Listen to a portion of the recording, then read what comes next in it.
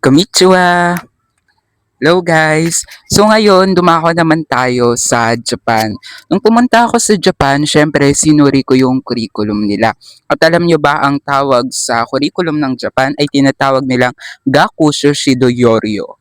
Gakusho Shidoyoryo. So etong curriculum nila matatagpuan to sa MEX or sa Ministry of Education, Culture, Sports, Science, and Technology. At yung nagde-develop ng kanilang curriculum ay tinatawag nating National Curriculum Standards. So yung mga policies sa school is sineselekto ng mga teachers and pinagbobotohan nila at kung ano yung policies na mas angat, syempre ayun yung mas bibigyan nilang diin.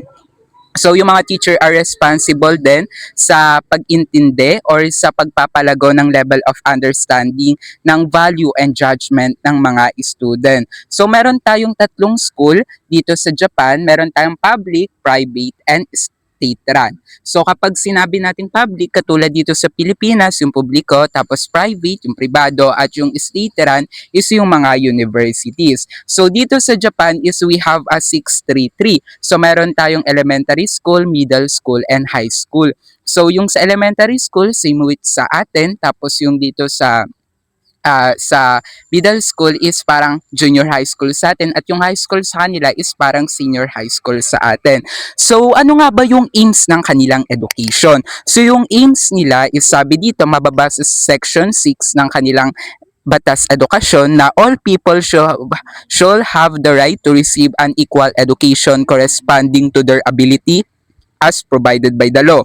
The people should be obligated to have all boys and girls under their protection receive ordinary education as provided for by law. Such compulsory education should be free. Katulad dito sa Pilipinas na yung edukasyon ay maging para sa lahat at lahat ay may karapatan sa edukasyon.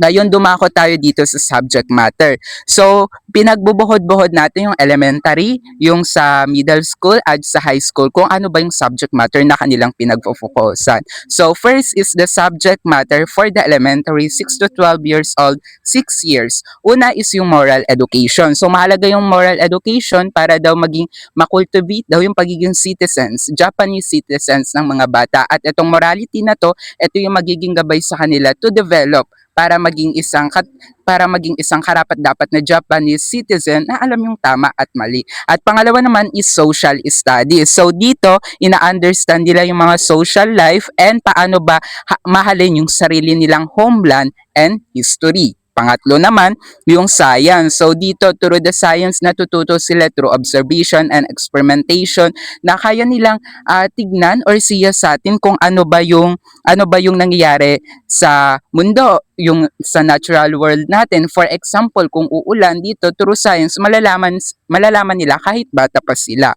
At dito sa middle school na tayo, 12 to 15 years old, 3 years, mas binibigyang focus nila is yung geography. So dito sa geography, so inaalam natin yung mga problems ng kanilang lugar at kung saan paano sila makaka-provide ng solution para maging sustainable development yung societies nila.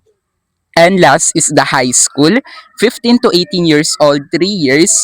So dito mas binibigyang diin nila yung world history. So dito sa world history, aalamin muna nila yung mga kultura, yung mga issues in terms of the local, then dadako sila sa global dahil once na alam mo na yung problem nyo sa local, makakapag-provide ka ng solution sa once na alam mo na yung problema sa local, mas makakapagbigay ka ng solution sa global. So, ayun mas binibigyang din nila from the specific to general. So, ano naman yung mga teaching or learning methods nila? So, first is we have the discipline-based epistemological approach. So, dito, mas linalapit yung mga estudyante sa mga direct activities katulad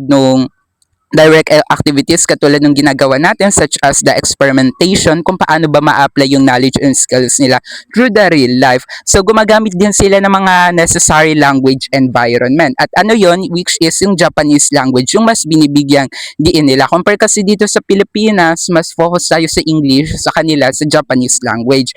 And syempre gumagamit din sila ng mga autonomous and self-motivated learning. So hinahayaan yung mga estudyante, hindi naman hinahayaan, binibigyan ng silang binibigyan ng karapatan para mapili yung activity or interest na activity or style ng learning na gusto nila. And syempre ginagamit din nila yung mga library, yung mga museum katulad ng sinabi ko para mas direct experience kasi once na ginamit nila yung library, mas magkakaroon sila ng mas magkakaroon sila ng pagpapahalaga sa kanilang pagkatuto dahil pinaghirapan talaga mismo nila yung pagkakatuto at magkakaroon sila ng deep understanding unlike lang sa memorization. Sa assessment and evaluation naman, so dito positive nilang ine-evaluate yung mga student para nga improve ba ito. At syempre sa grading system nila gumagamit sila ng 1 to 5. So yung 5, ito yung pinaka-highest. At gumagamit rin sila ng mga letter. We have S or the shoe, and we have A or the U, we have the B or U, and C is ka, and F is fuka. So for the shoe, we have the 90 to 100 grade. So excellent ito. And kapag yun naman 80 to 89, ito ay excellent. Sa Rio naman 70 to 79, good naman ito. At yung ka is satisfactory, 60 to 69. At yung fuka is failure, 60%. So ano naman yung strength and room for improvement? So yung strength nito is highest sila palagi sa literacy rates at consistent palagi sila sa ranking ng mga national test. At syempre yung ano naman dito yung nagiging room for improvement nila is kulang sila sa pag-aaral ng English na ayun yung nagiging lengguwahe ng buong mundo para nga makapag-ugnayan sa iba. Kasi ang nangyari sa kanila, mas focus nga sila sa Japanese language nila which is good. At yun nga, kulang sila sa English dahil nga hindi updated yung grammar na pinag-aaralan nila. Syempre mga teacher din doon is unfamiliar din sila sa writing system sa English compare nga sa writing system ng Japanese na kanji, hiragana, and katakana. So iba nga yung writing system ng dalawa. Iba yung A sa kanila, iba yung A sa English or A din sa atin. So doon nahihirapan sila pag-aralan and nagkakaroon sila ng less motivation para pag-aralan pa ito dahil nga ano ba need ng English sa kanila kung Japanese language naman yung ginagamit nila sa pang-araw-araw na pamumuhay. Ayun, di ba? Ang ganda ng Japan.